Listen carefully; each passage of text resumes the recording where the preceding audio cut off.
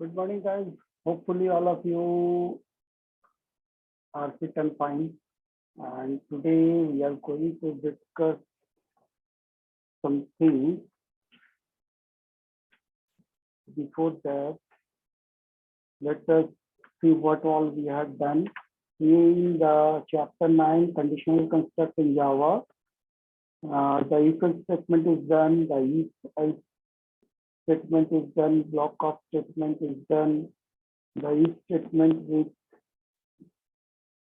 block construct, fine, the if else ladder, the nested if, ternary operator, switch case, switch versus if means the difference between switch and if, menu-driven program, terminating the program. So all the things in the particular chapter we had completed.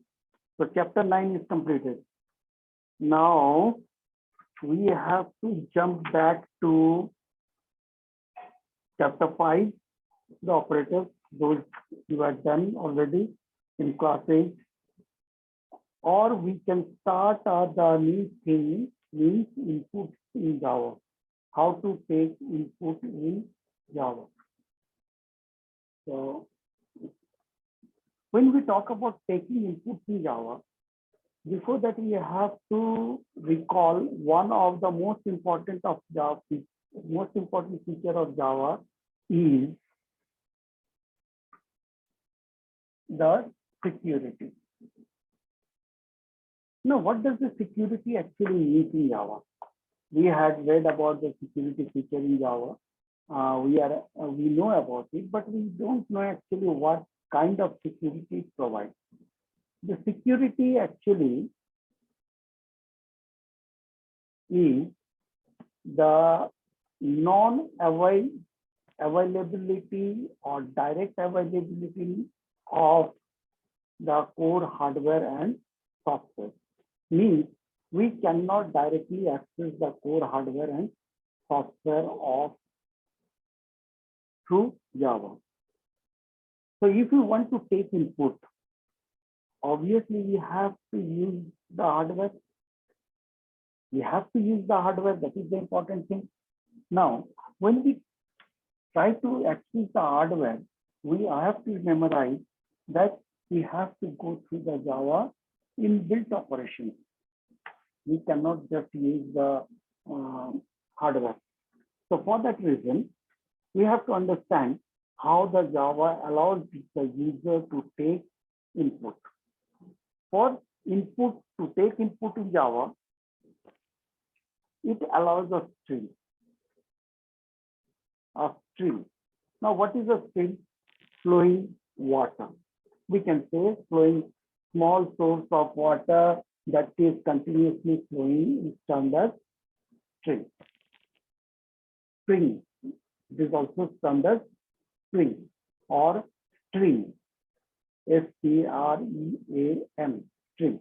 Now, Java also provides the same way. It has a string for flowing input. Now, what maybe the inputs are? It is in the forms of zeros and ones. Obviously, all the things are in the forms of zeros and ones. So, we have learned about the various data types.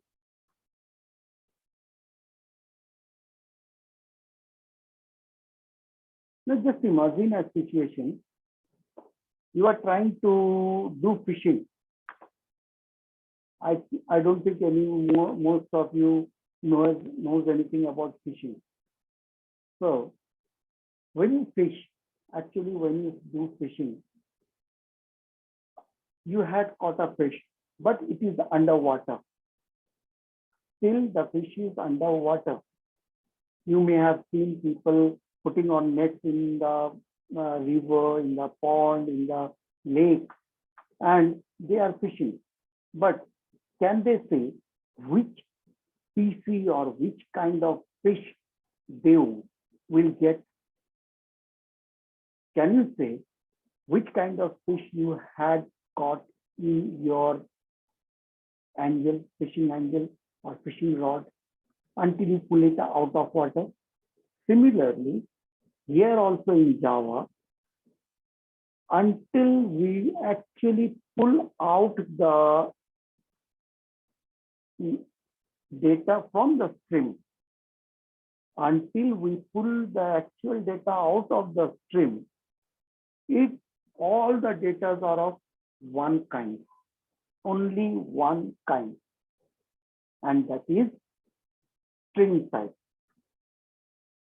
I repeat once again, all the input those gets into the Java through the input devices, all the information data is of string type. As I said you, while fishing, until the fish is underwater, all are fishes. You cannot specify the species or the kind of fish. Only when you pull it out, then you can say, okay, this is Rehu, this is Buari. I'm talking about the fishes those you generally categorize. In Jammu, I had seen people, they categorize the fish into 3 or 4 different kind only of the standard size. Either they are Buari, or they are Rehu, or they are Katlas. And the fishermen, those are the persons, those who are selling the fish, they are selling the grass carp, the silver carp, the siphonus, everything as Rehu. There is one more kind. You also know that, Tengra. But Tengra, here the people are selling Tengra. They are not Tengras at all. I hardly find them Tengra. We Bengalis knows little more than any other casting about the fishes. So basically, what did we understood that until the fish is in the water, it is a fish. As we brings it out of water, then we can specify, okay, this is of this species or of this kind. Then only we recognize it. Similarly, in Java, when the data gets into the computer through the Java string, all are string type, string, string type. Now, as we pull it out, we pull the string out, and then we need to specify which kind of data we actually require, isn't it? So for that reason, we need to format the input data. For that reason, we need to format the input data to a particular kind, or we need to categorize the data according to our needs. Hopefully, this part is clear to everyone.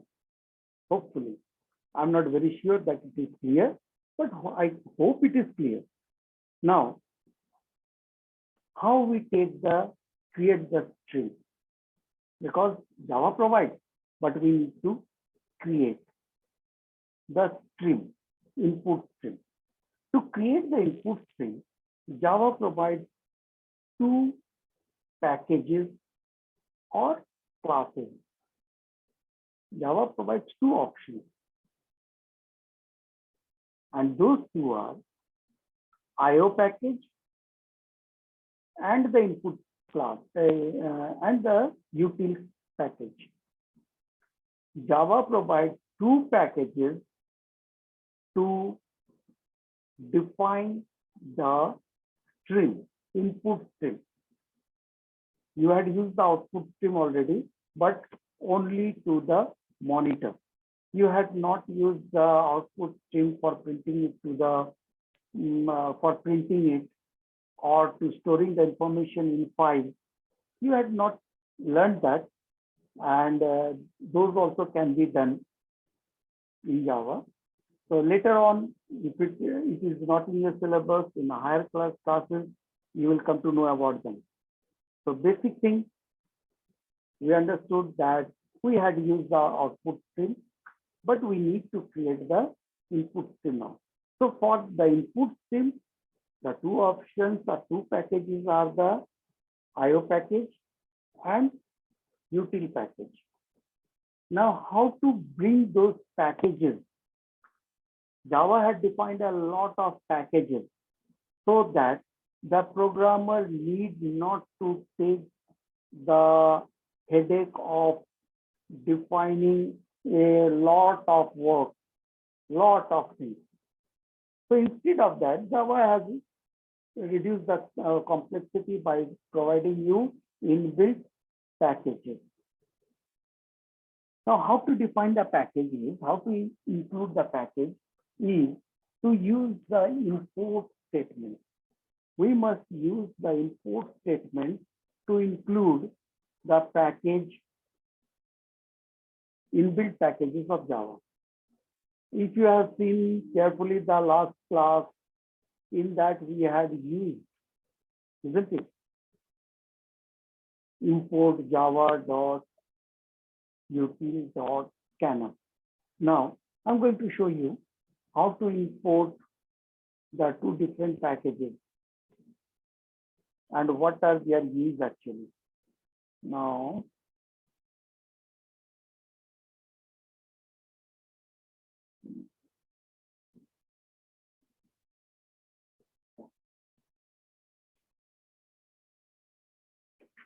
see here, we had did the menu-driven program that day.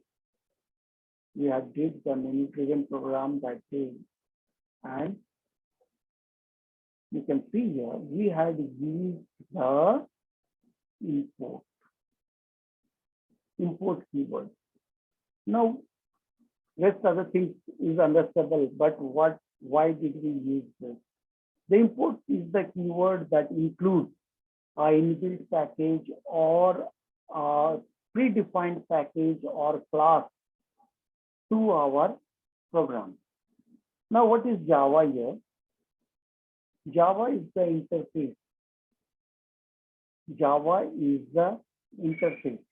We indicate that we are programming in Java. Util, it is the package. The full form is utility. It defines various utilities, and that belongs, that is defined within the Java interface. That's why we had used java.util. That means util package is within the Java interface. Then this scanner. This is the class. Scanner actually is the class. This class helps you to take or receive pre-formatted input. The scanner class helps the user to receive or to accept pre-formatted input. Now, what does this pre-formatted mean? The pre-formatted means we need not to convert to a particular data type. As in this class only, I say that all the data flowing through the stream is in the form of string. But the scanner class, it is being defined for the ease of the user, so that the user can accept pre-formatted data. Now, what is the other way? The other way, as I said you, the other way, to use the other way, I'm showing you IO demo, input output demo. The other one is, I'm not going to write a program today. I'm just showing you how to take input. As I said, the another one is java.i.demo.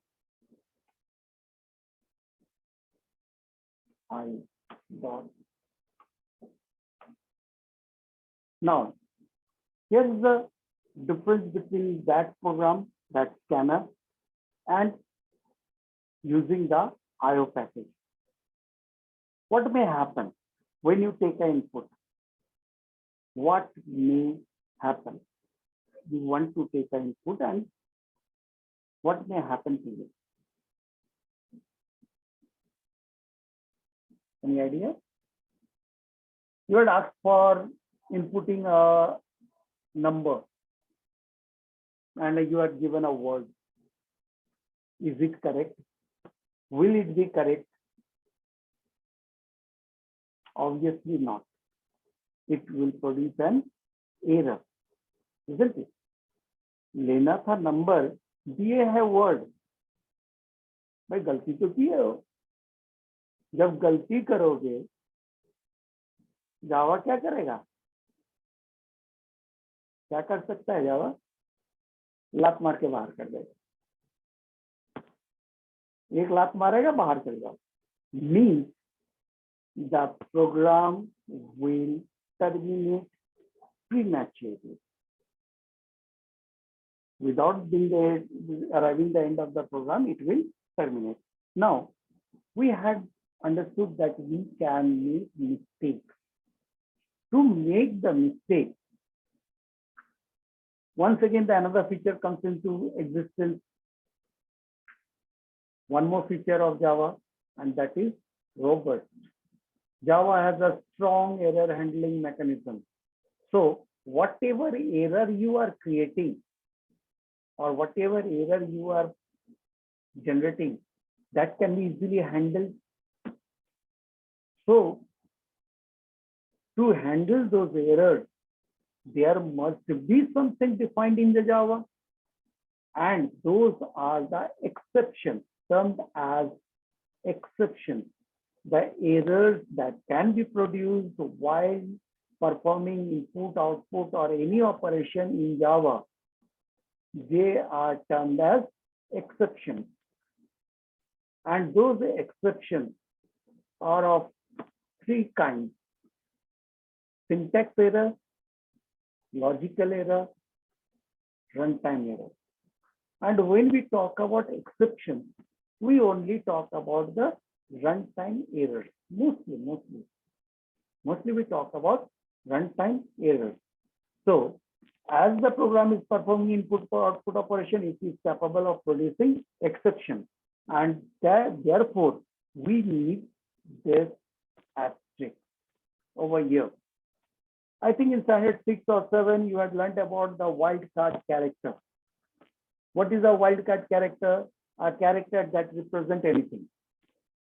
Here is that wildcard character. Asterisk means everything. From where we are getting everything? From the IO class or IO package. But in this case, I'm showing you once again.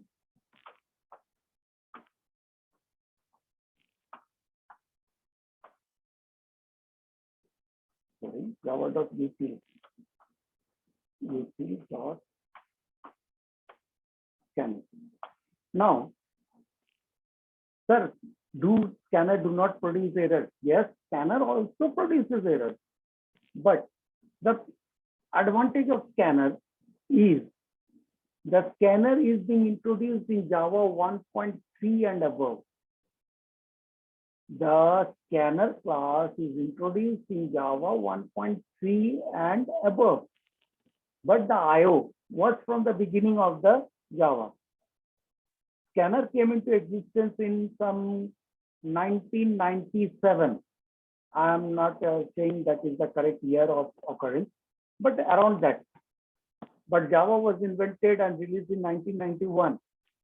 So as the scanner is being introduced later, that is to make the user or to comfort the user only. But the basic package is the IO. So IO package, how can we write it?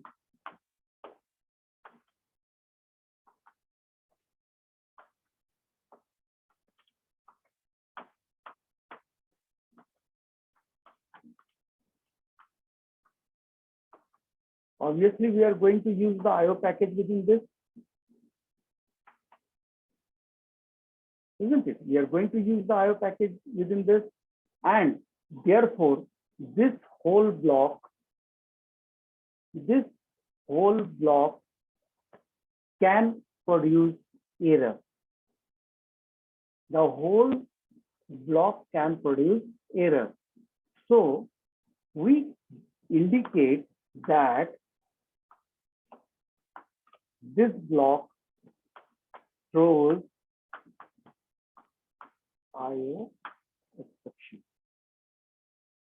Now, what is the advantage of using the word throws IO exception? Now, the class may be boring for many of you, but this is a very important section actually. You may be thinking, sir, पका रहे हैं नहीं, पका नहीं रहे हैं बाबू, पका नहीं रहे हैं. This is the most important section, because unless you know all the reason why we use this, why we use the other way, you will make mistakes in the program. And once you make mistake, you are passing the ball to the examiner, and he can do anything with that ball. He can throw it to declare you run out, to hit wicket, or he can do anything with that particular ball. So be careful, listen carefully. So what is the use of the word throws? When we use the throws keyword, it indicates that that particular portion of the program can produce exceptions. And when it produces exceptions, Java automatically handles them. Java will automatically handle them. When we use this throws, there are different ways to handle the exception, but we are not going in depth as the exception handling is not in your syllabus. So I'm not going to discuss about them at present now. So we have created the method in which we are going to use the IO class, IO package, and it is capable of generating error. So we had used throws IO exception. The full form of IO is input output. Now, how to start? So from that, we have input stream reader. I usually use the short form of input stream reader as ISR. Now, what is the input stream reader? As I said previously, Java provides the input stream to take all the inputs. This is the input stream reader. So how to define it? Equals to new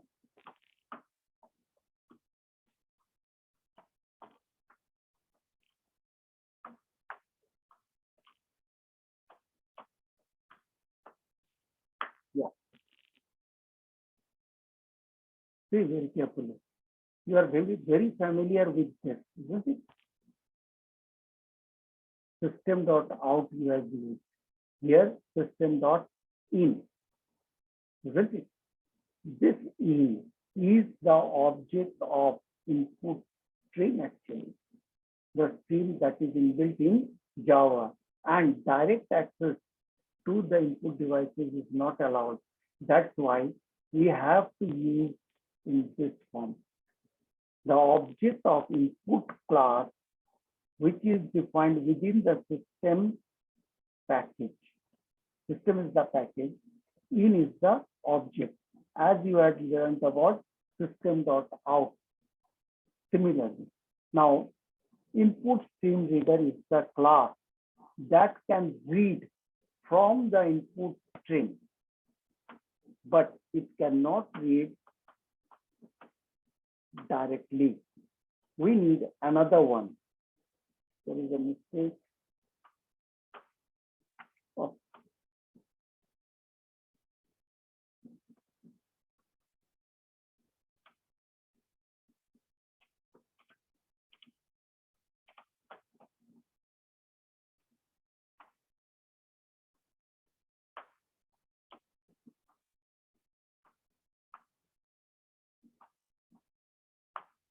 Yes. Buffered reader CR equals to new buffered reader within bracket ISR. We need this one. Sir input stream reader से तो काम हो ही जाता क्योंकि हम लोग तो read कर ही रहे थे. यस, हो जाता, मगर उससे पहले समझना जरूरी है कि हम लोग जो इनपुट देते हैं तो इनपुट जाता कहाँ पे है, जाता कहाँ है भाई, कहाँ जाता है? Anyone wants to say? Anyone, you can raise your hand. नहीं, कोई आइडिया नहीं है. All of them goes to a very small memory location that is termed as buffer. हम लोग जितना भी इनपुट डालते हैं वो मेन मेमोरी में नहीं जाता है, सेकेंडरी में तो जा ही नहीं सकता है. सर दो ही तो मेमोरी सीखे थे, एक रैम और दूसरा हार्ड डिस्क या पेन ड्राइव या सीडी ड्राइव. अब आ गया एक तीसरा kind of memory, that is buffer. It is the very important kind of memory. Where this is located? कहाँ पे बफर होता, कहाँ पे है? Buffer is located between the main memory and the CPU. Main memory और CPU के बीच में होता है बफर, बहुत छोटा है. It is a very small memory space.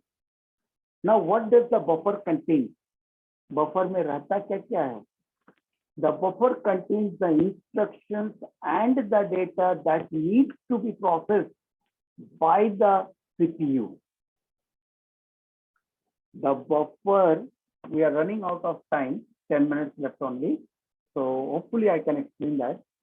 The buffer is the small memory that resides between the main memory and the CPU.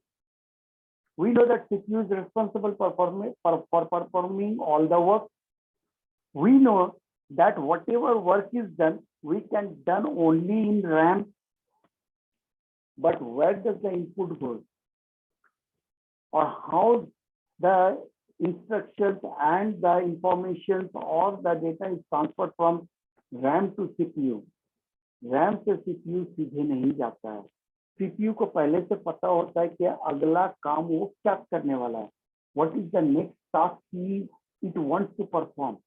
So accordingly, it fetches the information, the instructions before it starts the processing, and that particular is stored in the buffer. Someone says it cache memory. Okay, fine. Now we had defined the buffered reader. Now the input can be read. How we read the input? Say we want to take an integer type. So we need to show a message.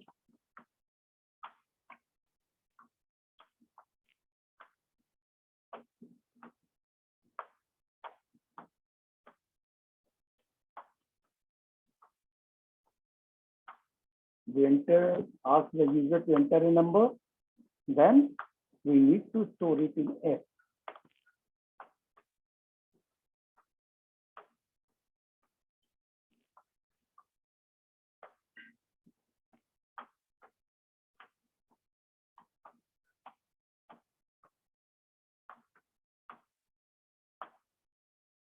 Now let us print.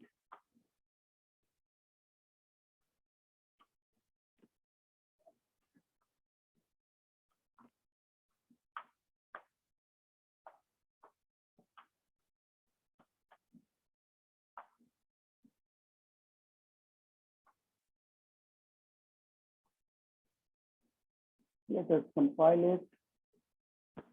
System. Oh, yeah.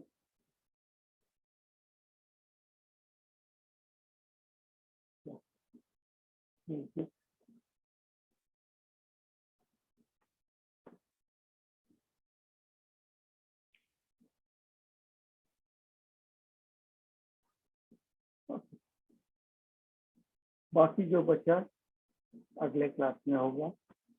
We will discuss about the few things remaining, like this statement. Why we use this statement? We will discuss in the next class. So if anybody have any doubt, you can raise your hand to clear your doubts. If anybody have any doubt, you can raise your hand.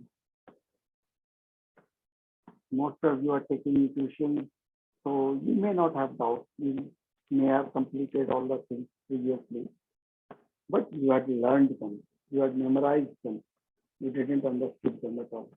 I'm very sure about it. Okay. Nobody have doubt. We have some 5 minutes left.